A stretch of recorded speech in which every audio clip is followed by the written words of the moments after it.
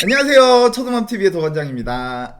네, 안녕하세요. 그로잉맘의 이다랑입니다. 반갑습니다. 반갑습니다. 네, 도반장이 진짜 어렵게 모셨습니다. 네. 2023년 1월 첫 겨울방학 특강 시리즈로 제가 그로잉맘님을 모셨어요. 네. 사실 그로잉맘 대표님이라고 얘기하기보단 저는 그냥 그로잉맘의 그 자체라고 말씀드리고 싶거든요. 근데 대한민국에서 기지를 가장 잘 아시는 분. 네. 그리고 아이를 이제 정말 너무 잘 키우고 계신. 네. 그러니까 우리가 뭐 현업에서 그냥 자녀는 없는데 일을 잘하는 뭐 이런 스타일이 아니라 진짜 아이를 누구보다 잘 키우시고 어떻게 보면 이제 결과치가 많은 거죠. 네, 저희 그 초등업 TV에서는 대통령이 설령 온다 해도 자기소개 자기가 해야 돼요.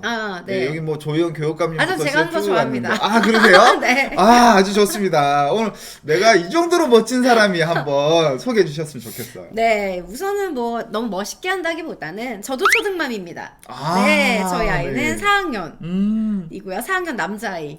그러니까 여기까지 얘기했을 때 대충 그려지시죠? 네네. 대충 어떤 아이겠다.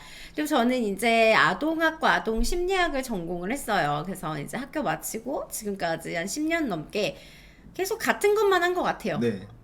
20살 때부터 지금까지. 네, 지금 나이는 비밀이지만, 네. 좀 알려주시면 안 돼요? 비밀이지만. 네. 그래서 요 이제 기간 동안, 주로 놀이치료실에서 네. 그리고 아동 청소년 상담센터에서 아이들 상담하고 치료하고 부모 교육하고 이제 프로그램하고 또 학교에도 나가고 이제 그런 일들을 주로 네. 진행을 해왔고요.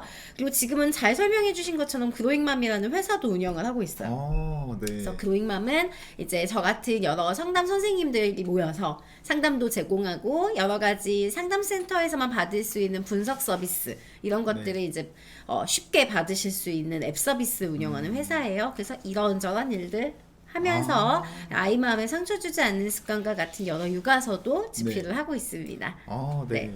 이제 그로잉맘님께서 오늘 이제 핵심인 거 부모님들이 이 시간에 사실 지금 방학 시작한 부모님도 있고 아직 워킹맘이신 분도 있는데 지금 들어서 핵심인 거는 이제 지피지기면 백전백성이다. 그럼요. 네. 우리 아이를 잘 알고 내 아이에 맞게끔 예를 들면 이런 거 있죠. 저는 사실 굉장히 여린 친구였어요. 안 믿겨지죠. 지금도 여려 보이세요. 아 그래요? 네. 몸 곰같이 생겼는데 그래갖고 사실 혼나면 주눅들어 진짜 못했거든요. 전 아버지께서 이제 하늘에 계신데 좀 뭐 이야기하면 또 기가 간지럽다 하시겠지만 경상도 분이다 보니까 아주 강하게 이놈의 새끼 성적이 뭐야 뭐 주눅들어서 이제 다음 더 못 쳐오고 그런데 반대로 어머님 굉장히 자상하셔갖고 그럴 수도 있지 뭐 괜찮아 다음에 뭐 하나 더 만지면 되지 너 열심히 하는 거 알고 있어. 어머니가 되게 쿨하게 반응해 주셨네요. 그죠? 저희 어머니가 그 이제 제가 학원도 아버지 구경소 가야 된다는데 저기 오락하고 싶어 컴퓨터 학원 가고 싶다니까 그래 해보고 싶은 거. 그러셨던 분이라고 지금의 저는 어머니가 계셔서 근데 만약에 저희 어머님도 아버님 같았으면 그랬으면 어땠을 것 같아요? 나는 막 되게 소극적이고 여리고 이런데 어머님 아버님 모두가 이제 도반장님한테 막 약간 푸시하고 양양양양 막 이랬으면 아마 지금 제가 하고 싶은 일을 못했을 거예요. 아마 기도 멈춰고 누구를 만나도 뭐 있잖아요. 그 우리 그치. 재벌집 아들에 최창재입니다. 뭐 이렇게 재벌도 아닌데. 네. 그랬을 것 같아요. 그래서 아이들을 잘 알아야지만 아이가 가지고 있는 최상의 에너지를 뺄 수 있을 것 같거든요. 오늘 그거 가능하게 해주실 거잖아요. 네, 굉장히 중요한 얘기로 오늘 띄워주셨는데 사실 이제 저는 또 어떤 아이였냐라고 하면 저는 되게 욕심이 많고 좀 기가 센 어린이였어요. 오히려 지금은 기운이 없어.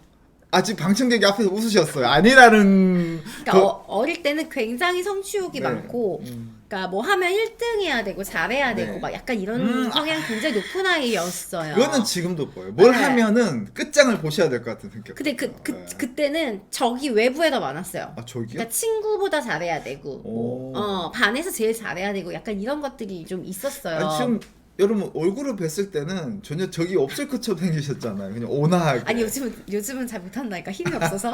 근데 여튼간에 이런 어떤 저의 성향 때문에 제가 학습을 할 때 굉장히 도움이 되는 부분도 있었는데 사실은 굉장히 어려운 부분이 많았어요.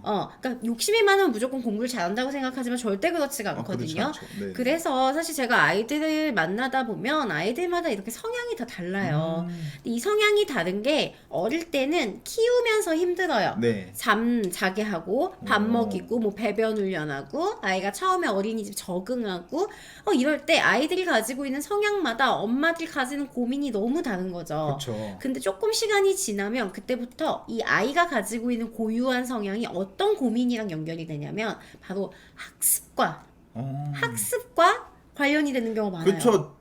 저도 아이가 있기 전에 아이가 이렇게 이제 좀 초등학교 가기 전까지는 뭐 굳이 그래 뭐 자유분방하게 뭐 그냥 놔두면 되겠지 정도였는데 그죠. 그렇지 않더라고요. 진짜 그 기질이라는 게 그 학습하고 영향이 진짜 너무 편차크더라고요. 맞아요. 그리고 1, 2, 3학년 부모님들의 진짜 고민이 뭐냐면 이 양가 갈증이 있을 때요. 더 놀게 해줘야 될 것 같기도 하고 지금 놀았다가 계속 놀 것 같기도 하고 지금 습관 잡아줘야 될 것 같기도 한데 또 너무 심하게 하다가 공부에 대한 흥미를 잃어버릴 것 같기도 하고 또 아이의 색깔을 다 잃을 것 같기도 하고 그러니까 왔다 갔다 하면서 계속 부모도 굉장히 고민이 많은 시기인데 맞아요. 아이들의 성향도 너무 다양한 거예요. 진짜 어떤 친구는 진짜 우리 그런 얘기 하잖아요. 야 누구네 집에는 아무 말 안 듣고 지가 알아서 하더라. 그래요, 맞아. 어떤 그 친구는 집에는 그런 거예요. 네, 어떤 친구는 하나부터 끝까지 얘기해 교교하더라. 그죠. 네. 그냥 내가 운이 나쁜가? 이렇게 그쵸. 생각하기엔 너무 아쉽기 때문에 오늘은 그런 아이들의 성향과 학습에 대한 이야기 그리고 어떻게 도와주면 좋을까 이런 얘기 나눠볼 거고요. 앞에서 우리 아이들 성향 이야기 좀 나눌 거예요. 그래서 여러분도 지금 여기 계시는 분들요. 댓글로 한번 남겨봐 주세요. 저희 아이는요. 저희 얘기 나눈 것처럼 네. 이런 스타일의 아이라서 저는 아이의 학습에 대해서 이런 게 너무너무 고민이 돼요. 아니면 이런 거 보고 있으면 너무 속이 터져요. 뭐 이런 것들을 남겨주시면요. 저희가 중간중간 같이 보면서 이야기 나누거나 아니면 학습이 이 강의가 끝났을 때 Q&A로 같이 이야기 나눠보도록 하겠습니다. 네, 여러분들이 그러니까 진짜 질문을 많이 남겨주셔야 돼요. 그래야 유익한 거예요. 네. 아니면 뭐 좋은차 다 저만 질문할지도 몰라요, 여러분. 네. 안 그럼 사례만 얘기해야죠. 뭐. 네. 한번 시작을 하면서 제가 중간중간 질문 네. 드릴게요. 저한테 질문하신다고요? 왜냐면 내 강의를 매끄럽게 하기 위해서. 나 무서워. 그냥 가만히 강의 잘 경청하고 계시면 돼요. 알겠습니다. 네. 제가 부모님들 만나다 보면 부모님들 질문 진짜 많이 하세요. 네. 근데 그 질문 중에 진짜 많은 게 뭔지 아세요? 애가 왜 저러는지 모르겠어요. 애가 왜 저런지 이런 생각 모르겠다. 해보신 적 있으시죠? 없다고 하면 솔직하지 말지. 그죠? 이게 왜 이러지? 네. 이거 있잖아요. 네. 왜 이러지? 음, 그러니까 또 뭘 원하는 거야? 네, 도대체 왜 이러는 거야? 그 다음에 뭘 원하는 거야? 네, 이렇게 아이가 가지고 있는 어떤 니즈라던가 반응에 대해서 우리가 이해하기가 어려울 때 사실 애 키우는 게 너무 힘들다라는 지점에 이제 박닥들여요. 사실 내 배에서 낳았고 내가 몇십 년간 키운 아이여도 내가 사실 아이를 완전하게 이해하기가 굉장히 어려워요. 도반장님 어떠세요? 내가 낳은 아이 네. 잘 이해가 되세요? 언제나? 제가 애를 안 낳아갖고 잘 모르겠어요. 그렇게 얘기하시면 진짜 안 되고요. 키우셨잖아. 그쵸. 예, 저는 이제 낳았다고 물으셔갖고 낳진 마음으로! 않았다고. 마음으로! 네.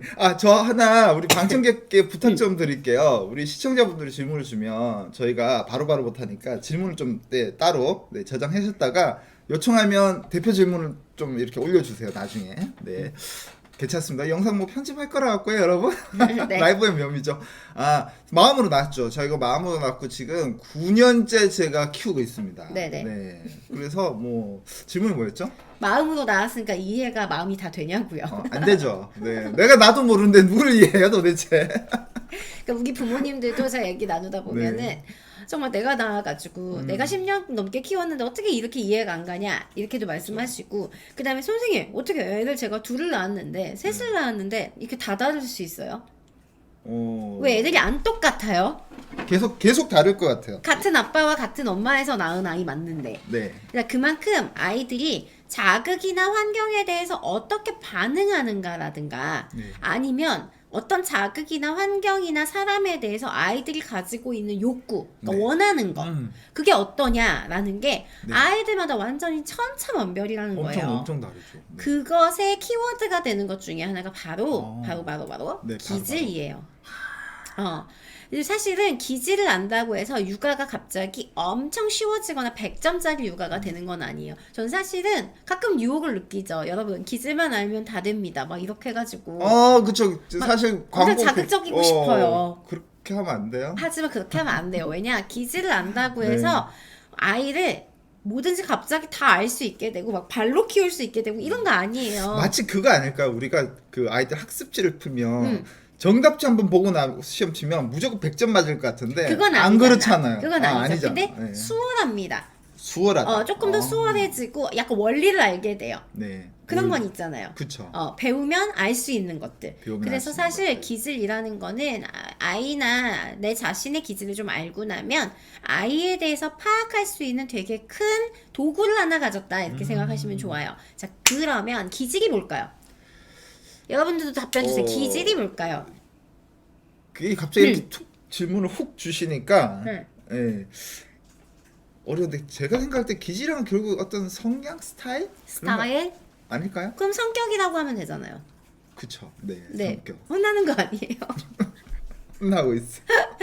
제가 더 있으면 도반장님이 혼나는 것 같아서 소극적인 어린이였다고 하니까 네. 우실까봐 답변을 드릴게요. 네. 네, 기질은요 타고난 성격적 특성이라고 심리학에서 이제 얘기하는 걸 짧게 줄여볼 수가 있습니다.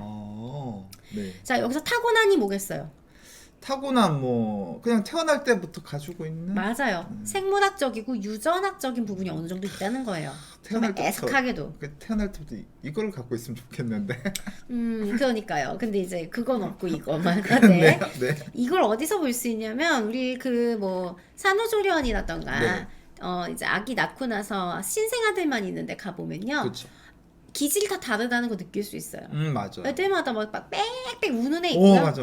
세상 자기가 태어난 줄도 모르고 자는 애가 있어요. 그런 애도 있고 우리가 뭐 예를 들어 뭐 마트 대형 마트 가서 그 장난감만 가도 그쵸. 어떤 아이 그냥 멀뚱히 보고 있는 애가 있는가 어떤 애 들어누워 갖고 뭐 그죠? 생 쇼를 하는 애. 아까 그랬죠? 자극이나 환경에 대해서 가지고 있는 반응이나 네. 욕구가 욕구가 다 다르다는 거예요. 다르죠. 네네. 네. 자, 그래서 기질에 대해서 조금만 배우고 지나가야 우리가 뒤에 학습을 연결할 수 있거든요. 그래서 네. 여기 앞에 조금 볼게요. 자, 기질은요, 재료라고 지금부터 얘기할 거예요. 재료. 기질을 재료라고. 네. 아이가 태어날 때 가지고 태어나는 재료. 재료. 자, 이거 내가 골라준 거예요, 아니에요? 아니죠. 우리 죄 있어요, 없어요? 죄 없어요. 아이가 그냥 고른 거예요. 본인 고른 거죠? 네네, 태어날 때. 생물학적 고른 거예요. 네네. 자, 근데 이 재료는요, 아이마다 다 달라요. 그렇죠. 자기 보따리 안에 들어있는 게 전부 다 달라요. 달라요. 네. 그래서 아이가 2명인분, 아이마다 특성이 다른 거예요.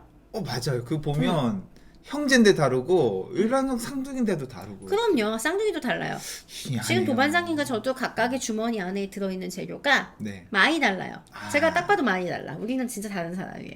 그래요? 네. 좀 같은 기질 아니고요. 우리? 아닌 것 같아요. 재료 완전 달라요. 이렇게 아이들마다 가진 부분이 네. 다 다르기 때문에 부모님이 아이를 봤을 때 이해하기가 되게 어렵고 특히 우리 선생님들도 어떻게 같은 반에 있는데 이렇게 애들이 다 다르지? 이제 이런 반응들이 나오는 거죠. 근데 이제 우리 부모님들 입장에서는 동네방네 아이들 기질 다 비슷하다고 생각하시는 게 하나 있는 것 같아요. 우리 애는 수업을 하면 집중을 잘 못해요. 그죠? 그렇죠. 근데 그건 내 아이를 볼 때 그렇게 느끼는 거고 이제 아이들마다 가지고 있는 집중도의 차이도 다 다르죠. 그런 거죠. 그건 어떤 기질이라기보다는 집중도의 차이라고 봐야 네, 되는 그리고 거죠. 집중이 깨어지는 원인 같은 거에는 기질에 영향이 미칠 수 있죠. 네, 뒤에서 그런 얘기 나눌 거예요. 오, 네. 알겠습니다. 기다려 주십시오. 여러분 끝까지 보셔야 됩니다. 네. 오늘. 네. 그래서 이 기질은요, 제가 아까 타고난 성격적 특성이고 재료라고 했잖아요. 네네. 자, 그럼 성격은 뭐냐? 성격은 이 재료를 가지고 최종적으로 만드는 작품이에요. 그러니까 아이들이 레고 가지고요. 저희도 어제 레고 샀어요. 또 레고 샀는데 레고가 재료가 이렇게 들어있으면 아이가 네. 그거 갖고 작품을 만들잖아요. 네.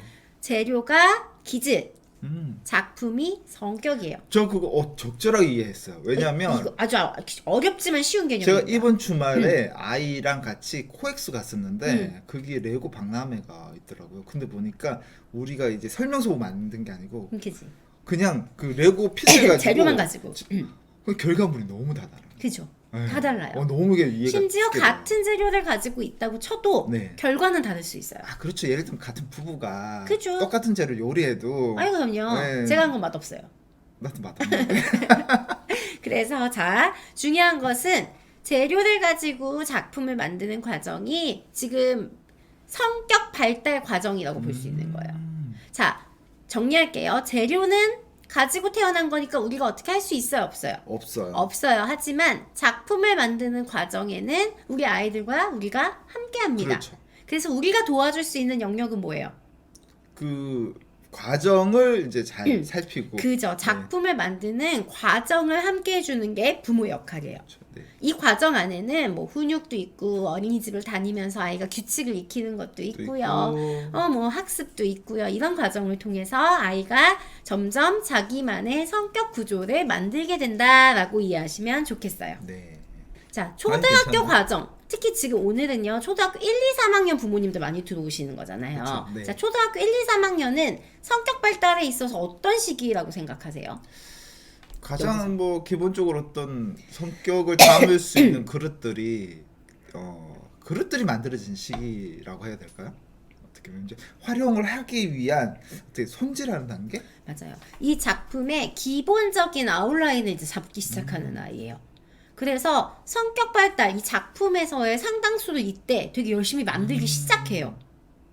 왜 그러냐? 이때 이제 아이들은요, 규칙이라는 걸 어느 정도 익히기 시작하는 나이고요. 네. 그 다음에 또래 관계가 중요해지고요. 그렇죠. 네. 그 다음에 어느 정도는 정확한 규범 안에 자꾸 머물러야 하는 일이 많아져요. 학교라는 틀. 그렇죠. 그죠? 정도의 차이는 있고 분위기의 차이는 있지만 아이는 어떠한 틀 안에서 내가 가지고 있는 재료를 여기다가 어떻게 잘 집어넣을 수 있을까? 잘 뺄 수 있을까? 언제 넣을 수 있을까? 이런 걸 고민하면서 작품을 막 만들어가는 시기라고 볼 수 있는 거죠. 그래서 굉장히 중요한 시기다라고 맞아요. 보여집니다. 이 시기 때 잘 못 만들면은 우리가 이제 흔히 말하는 사춘기가 시작된 이제 한 4학년 이후에 부모와의 관계가 그럼요. 네, 어그러질 수도 있고. 네. 그래서 이 재료들이 우선 뭔지 알아야 하고 이 재료들을 기반으로 이 재료들이 많이 가지고 있을 때 학습에서 우리가 도와줄 수 있는 부분이 뭐가 있을까? 이런 얘기를 좀 나눠봐야 돼요. 네. 근데 재료에 대한 이야기는요, 오늘 아주 복잡하게 하진 않을 거예요. 왜냐면 요거는 내용도 되게 많거든요. 다른 데 가셔도 지금 그럴만 치면 네. 강의 자료가 되게 많아요. 오. 그래서 요 부분은 이제 이해만 할 수 있게 도반장님이랑 짤막짤막하게 네. 하고 중요한 거는 학습에 대한 이야기를 좀 더 그렇죠. 많이 나눠보려고 네. 해요.